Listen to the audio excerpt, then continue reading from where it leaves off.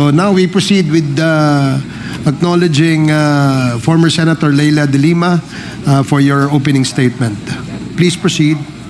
Good morning to the lead chair of the Quad Committee, Representative Barbers, to the chairs of the other committees constituting the QUADCOM, the members of the QUADCOM, members of Congress, and also good morning to the other resource persons invited for today's hearing. Actually po, I have both a statement and a presentation. Medyo mahaba po, and I was advised right before the hearing that I should cut it down. Although mahaba po talagang presentation ko. Best efforts, I will try to abbreviate. Okay. Mr. Chair, before our former senator proceeds, can I just request that she puts the mic a little bit closer, just so that we can hear her voice louder. Thank you very much. Okay. Salamat po. I attend this hearing with a deep sense of irony. I have not forgotten that in September and October of 2016, the House Committee on Justice conducted the inquiry on the bilibid drug trade. However, unlike this hearing, the real subject of that hearing was not really about the drug trade. The real subject of that 2016 House Committee hearing was all about destroying me for conducting a Senate inquiry which in so many aspects was like this one. The only difference between this hearing and that Senate hearing is that my committee inquiry was 8 years earlier and Duterte was at the peak of power. Sa Senate hearing pong yon ay kinundin ako yung drug war ni Duterte. At nagmakaawa pa po ako na tigilan na ito habang ilang daan pa lang ang mga nagiging biktima at wag na sanang paabutin pa ng libo-libo. Ngunit sa kasawiang palad, wala pong nakinig sa akin, lalo na may mga mayorya po tayo ng mga senador at congressman na ayon kay Senator Bongo noong isang araw, ay walang sawa sa pagpalakpak kay Pangulong Duterte sa bawat banggit niya sa pagsulong na madugong drug war sa kanyang mga zona. Sa halip ako ay pinaaresto, pinakulong, binusanan ng halos 7 taon gamit ang mga gawa-gawang ebidensya katulad ng testimonya ng mga ilang bilibid drug lords at inmates. I'd like to say that the objective for targeting me was threefold: to silence me, to destroy my credibility, and to serve as an example to others. By doing all three, my message to the people against Duterte's EJKs would no longer be heard or listened to, and no one else would dare to act as a messenger after seeing what was done to me.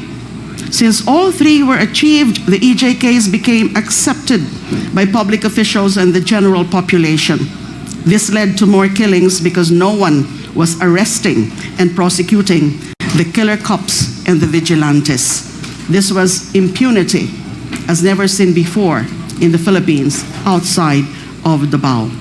Sobrang nakakalungkot na ngayon lamang nagkaroon ng napaka-komprehensibong pagtalakay ang Kamara de Representante sa drug war at mga EJK pagkatapos ng tumambak ang libo-libong bangkay na naging biktima ng drug war. Ayon nga po kay Professor Randy David, marahil ang pandinig na ito ng Kamara ay katumbas na rin ng aming pinapangarap na Truth Commission na hihimay sa mga tunay na pangyayari sa 6 na taon na pagpaslang ng ating sariling gobyerno at kapulisan sa libo-libo nating mga kababayan. But right now I don't want to discuss it, but my position is that pwede pa sigurong i-consider yung creation ng Truth Commission. At tingnan din ho natin na hindi lang po pagpatay ang naging resulta ng war on drugs ni Duterte. There are also those who were unjustly imprisoned based on planted and fabricated evidence. Ako nga po yung one of the very first victims of that. Ngayon naman po, ito na rin po ang pinatutuo yung sa bagong revelasyon ni Police Colonel Royina Garma nang binulgar niya sa huling hearing ng QUADCOM na siya ang inatasan mismo ni Pangulong Duterte na maghanap ng tao sa PNP na maasahan niya sa pag-iimplementa ng drug war alinsunod sa modelong ginawa niya sa Davao City. That's why my presentation, and I'll try to really make it brief, would cover 4 matters, 4 topics. One is the recent disclosure of Kerwin Espinosa. I'd like to comment on that. 2 is the importance of the 2009 CHR investigation of the DDS to the inquiry of this committee. 3 is the revelation of former Police Colonel Rowena Garma that the drug war was modeled after the Davao anti-drug campaign. And I'd like also to touch the relevance of Republic Act number 9851 on crimes against humanitarian law, genocide, and other crimes against humanity in enforcing accountability. So ito na po yung aking presentation. Although meron po akong mga i-skip because actually part of my presentation are some videos, but hindi ko na po yon ipapakita because of the limited time. So nung narinig ko nga po yung testimonya ni Kerwin Espinosa last hearing, it was Senator Bato de la Rosa who ordered him to lie under oath before the Senate in November 2016. Hindi na po ako nagulat doon. Si Kerwin actually already retracted his fabricated testimony against me in April 2022, around the same time that Rafael Ragos, the former Bucor OIC and NBI Deputy Director, also recanted in accusing me of receiving money from believed drug lords. Doon po sa hearing sa Senado ay talaga namang sinabi ko doon na lahat po ng mga sinasabi nila tungkol sa akin, so yung pagiging protector ko daw nung illegal drug trade ni Mr. Kerwin Espinosa ay wala ho yung katotohanan. I vehemently, categorically, and firmly went on record in denying those accusations. Sinabi ko rin noon na yung mga sinasabi nila Kerwin Espinosa, ni Ronnie Dayan, and ni Colonel Espinido ay wala talagang katotohanan. In the first place, hindi nga sila magkakilala. Nauna na nilang sinabi yon before they were presented before the Senate na hindi sila mga magkakilala. Dali lang po. So ngayon po,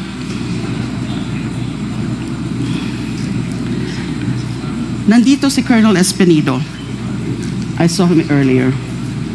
If the Quad Committee would be so kind as to indulge me, gusto ko sana makiusap kay Colonel Espinido. Sabihin niya na yung katotohanan.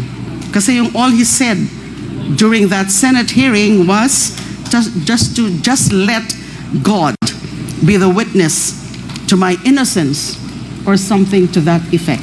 Sana po ngayon, Colonel Espinido, sabihin niyo na rin po ang katotohanan. Kung pwede sabihin nyo na rin o i-corroborate nyo yung sinabi ni Kerwin na si then PNP Chief De La Rosa and now Senator De La Rosa ang involved or responsible for ordering the 3 of you to fabricate accusations against me. Now, sinabi ko rin po kanina na I'd like to discuss the relevance of the CHR investigation and the QUADCOM inquiry. Maybe at this point, I cannot yet do that. Sasabihin ko lang po na mahalaga yung naging CHR investigation namin in 2009 into the DDS killings. Kasi pwede itong maging reference point in terms of painting a picture of the organization, the Davao Death Squad, the operation, and the implementation of the Duterte drug war from the barangay to the national level. Kasi sinabi na nga ho ni Colonel Garma, yung kanyang mga revelasyon na the extrajudicial killings, yung mga operations under Duterte's drug war beginning in 2016 was just patterned after the Davao model. And the Davao model can only refer or can only mean the DDS model or the Davao Death Squad. Skip muna po natin yan.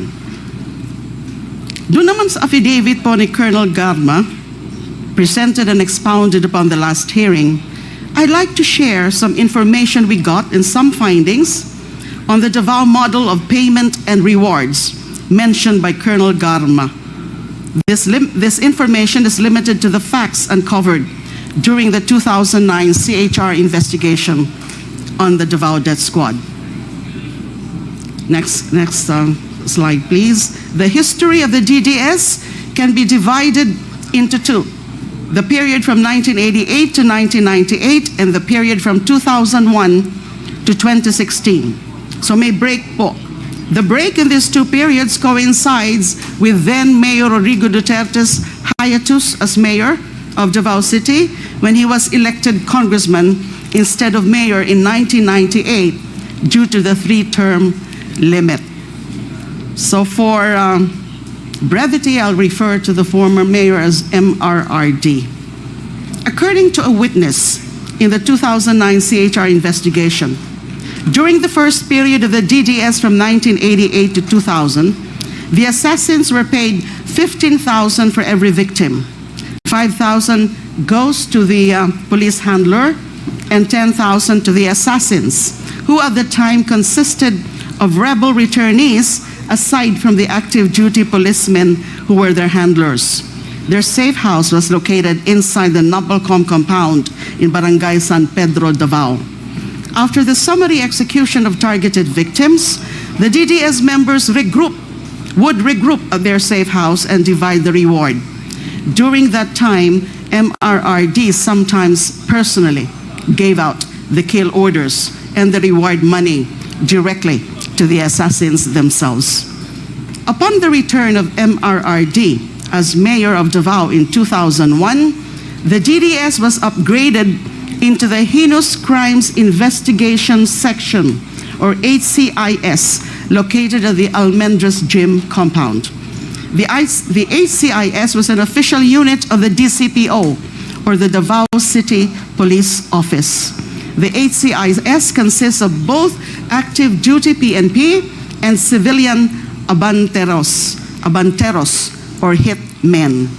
Most of the hitmen are rebel returnees. They are supervised by PNP handlers. Each handler supervises 3 members. The task of the PNP handler is to give orders to his members as well as be responsible for their protection. According to the CHR witness, he was given a regular monthly salary of 5,000. During this time, the reward given to a team for every victim was anywhere from 13,000 to 15,000. 3,000 to 5,000 goes to the PNP handler, 7,000 to 8,000 was shared among the rebel returnees, and 500 to 1,000 to civilian informants. The HCIS civilian personnel or rebel returnees directly received salaries as auxiliary service workers. The funds for their salaries came from the office of the mayor. Functions have also been specialized, with members being designated to do either office support or field work. A team of 1 PNP handler and 3 civilian abanteros was given an average of 3 targets every month. May I now go also to the revelation of Arturo Las Cañas. Yung mga naging findings ho namin, although yung iba po doon, mga unofficial findings ng CHR investigation, were eventually confirmed by Edgar Matobato and Arturo Las Cañas when they went public at the Senate with their stories and executed affidavits in 2016 and 2017. Matobato executed an affidavit and was filed with the Ombudsman as a criminal complaint against Duterte and other DDS members. The criminal complaint is still pending sa Office of the Ombudsman. The most comprehensive account on the DDS from its founding in 1988 up to 2016 is the affidavit of Arturo Las Cañas, which was submitted to the ICC. This affidavit consists of 186 pages of gory details on the sociopathic behavior of Duterte as founder and leader of the DDS. Yung 186-page affidavit po yan, actually it was serialized in an investigative or feature story of Rappler in November 2021. Apparently, Rappler got hold of a copy of this affidavit and also the ICC's third agreement on limited use of information dated November 11, 2020.